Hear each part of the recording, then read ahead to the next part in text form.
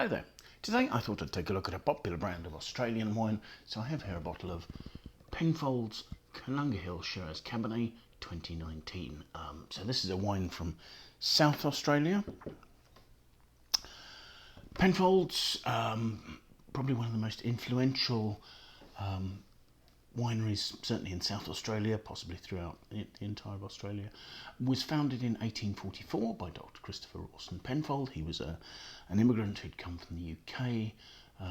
Initially he set up his homestead, something like 500 hectares or something, in a place called Magill, which is now in the northeast suburbs of Adelaide. Although a lot of Penfold's subsequent winemaking, their important winemaking, goes on in the Barossa Valley. And Penfolds were one of the, I guess, pioneers of the move for Australian wines away from fortified wine to making quality table wine. And this sort of starts to happen in the 1950s. And by 1976, when the first vintage of Koonunga Hill is created, I guess that's pretty much in full swing. It's a pretty classic Australian blend, the idea of combining Shiraz and Cabernet Sauvignon. You don't tend to see it in the classic areas of France because Cabernet Sauvignon and Syrah grow in different regions, so they don't tend to overlap. It's only in the sort of southern French producing regions where they make branded wines where you will see Shiraz and Cabernet Sauvignon combined, but those are more modern style wines being made. Today, Penfolds is owned by Treasury. They've become part of South Corp and they were subsumed into Treasury, so they lie alongside brands such as Beringer, Wolf Blass, Matua. So there's a diverse international brand here in terms of Treasury.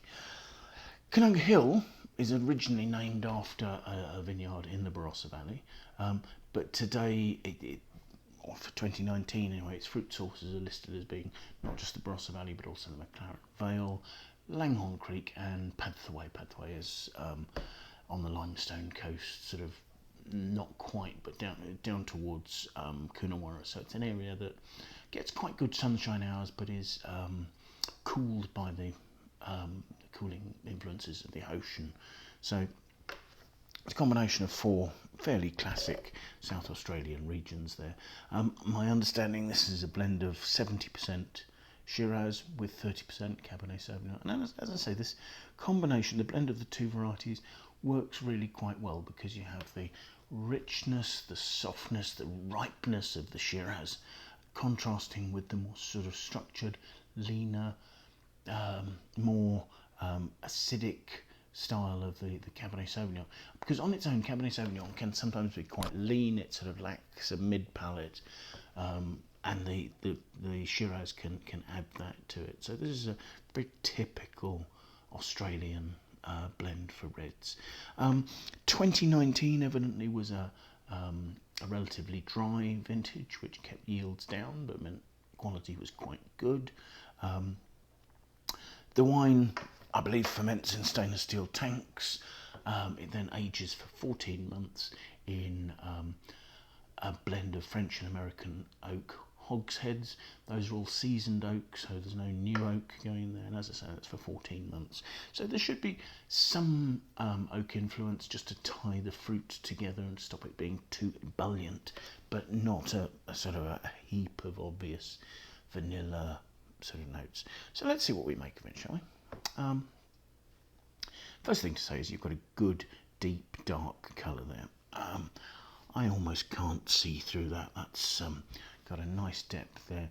The wine is a sort of an inky ruby red there. It's red at the rim. It's not got a sort of purple rim, which would suggest sort of soft acidity. So that would suggest to me the acidity is pretty well in balance. The alcohol on this is 14.5%. That's not surprising, I suppose.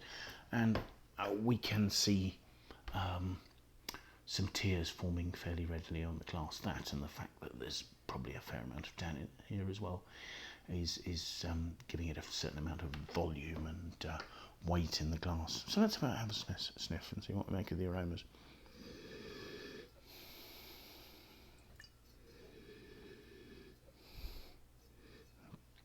The aromas, I think, are being driven largely by the oak, which is providing a frame for some really quite attractive, open, ripe, sort of mulberry and dark cherry sort of fruit. The oak's not particularly cedary, but there's a slight cedar note, some chocolatey notes, maybe almost hints of meatiness as well, but only the slightest touches of that. There's also sort of a slightly lifted, high-toned prune sort of aroma, a slight note of high ripeness in the fruit there as well. So let's have a taste and see what we make of it.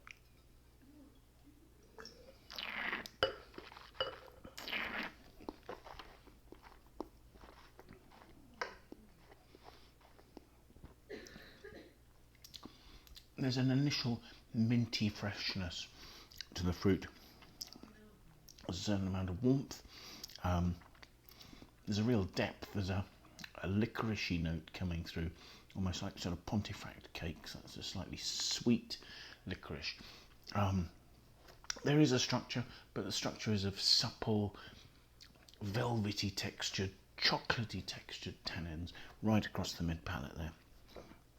There are hints of spice, but the quite sort of jammy red mulberry fruit is squarely occupying the sort of the centre of the palate there, and thus the peppery notes are behind that, and they're quite subdued by comparison. The alcohol's giving a little bit of warmth and roundness to the finish, but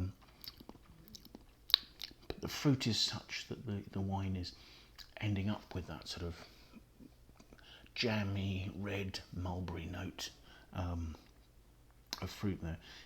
Perhaps a little overlaying of sort of maybe some slightly cedary sweet spice at the finish there. As I say, there's an underlying note of that sort of almost sort of licoricey core there. So this is a wine with some power, some intensity. It's quite forward in terms of its richness, its ripeness, and its alcohol. I suspect this would happily age for 5 or 6 years, but there's very little need for it to, because the structure is lovely and smooth, the fruit is forward and open, and the wine is very accessible now and really relatively enjoyable. I mean, it's a well-made example of a branded wine that's delivering weight, richness, some complexity, and has decent character. So that was Koonunga Hill 2019 Shiraz Cabernet from South Australia. Thank you very much for watching. Hope you find the videos interesting. Do please sign up and follow us on YouTube. Do like and share the videos. And also please leave us your comments. We'd love to hear what you have to say. But most importantly, I hope you'll join us again soon. Bye now.